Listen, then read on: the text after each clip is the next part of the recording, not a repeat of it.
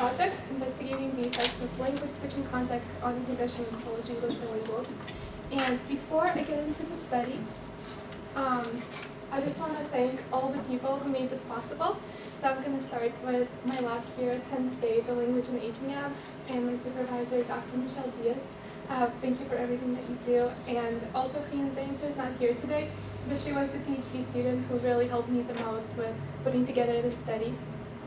And of course, my host family in the Jagiellonian University in Krakow, Poland. So there I was working in Langusta lab, and Dr. Zofia Wodniaka was my supervisor. And Jonas Walter was the grad student who also helped me a lot in terms of running the study. And all of these pictures I just got off of the official websites, and I love that picture of Sophia in a hat. And also, of course, I would like to thank Pyre and the NSF Foundation and all the people who made this possible, especially Miriam and Heather for making the trip so smooth and making sure that I just have to worry about my work and not anything else. Okay, now talking about my study. So some of the basics. The participants were Polish-English bilinguals. All of them were native speakers of Polish and had high proficiency in English. And the design of the study was based on the adaptive control hypothesis, which basically proposes that different types of bilingual interactions have place different demands on your cognitive functions, and thus they train those functions, forcing them to adapt to that specific context. So we had within subjects design, where each participant came in for three sessions, and the 3 sessions were supposed to mirror the different contexts. So we had one that was just baseline, where they came in and they only spoke in Polish, their first language, so this was the easiest of them. Then we had one context where they had to make just one switch into their less dominant English language and speak in English. And then we had one context that was dual language, so they had to go back and forth between Polish and English throughout the session, and that was the most challenging. So how did we make them talk? Well, we made this map game where we had one participant for every session, and we had 2 confederates who were also helping us.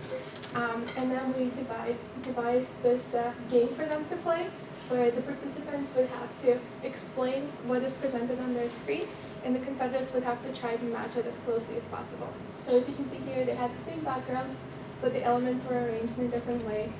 And so this really required the participants to do a lot of talking, use precise language to name all of the elements on the picture, and also to move them and explain the exact location. And we always had 2 confederates so that for the switching context, they could go back and forth and speak a different language to each person.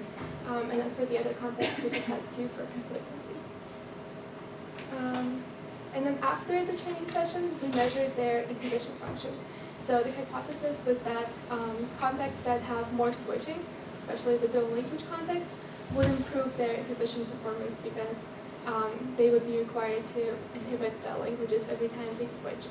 And we had 2 tasks that were measuring inhibition, stop signal and stroop, and we collected both EEG and behavioral measures for those. And here in this picture, you can see me and Jonas pilot testing somewhere in the EEG cap. So we're currently in the process of analyzing data. It took us quite a while to test all the participants and also to code, especially for Stroop. So unfortunately, I don't have any preliminary findings to report as of yet, but we're working on it, and we're going to be very excited to present those in the future. And now I just have some pictures from my time there that I wanted to share. So in addition to working on the research project, I also got to attend all the lab meetings and get to know the other research projects happening in the lab. And I also got to meet Dr. Thomas Bach, who was there as a visiting scholar during my time. So that was pretty amazing. I also got to attend Zofia's class on bilingualism, which was really relevant to the research. And then I also got to see Michelle because that was her first day traveling from America, coming into Poland, and it was my last day of the trip. So we had this wonderful dinner for the whole lab and their families, and it was like a goodbye dinner for me and a welcome dinner for her.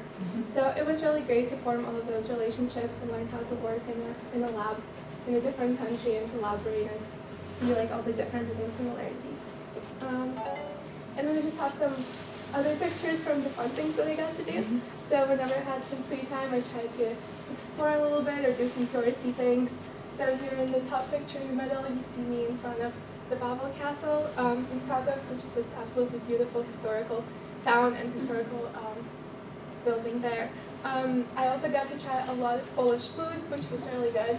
Pierogi were my favorite. They had them every flavor with every filling, like potatoes, vegetables, cheese, you name it. And I had them every day for lunch, and still, like, I did not get tired of it. I also got to go down to a salt mine, which was just incredible, and walk around and get the certificate that I'm officially a salt miner. And we were also there, and it was amazing. And I also got to meet some international students through the Erasmus program, which is like the European exchange program. And they were from all over, like Russia, Germany, Czech Republic, Italy. So here's a picture of me and one of those students, Anna, and we went to a modern art museum. So this is us like messing around in one of the installations. And it was really fun to form all of those connections, and both in terms of my lab and also in terms of outside of work, to meet all of these people, and with some of them I still keep in touch. So it's really great. I think I'm running out of time, so I'm going to end here. And I'm going to take questions.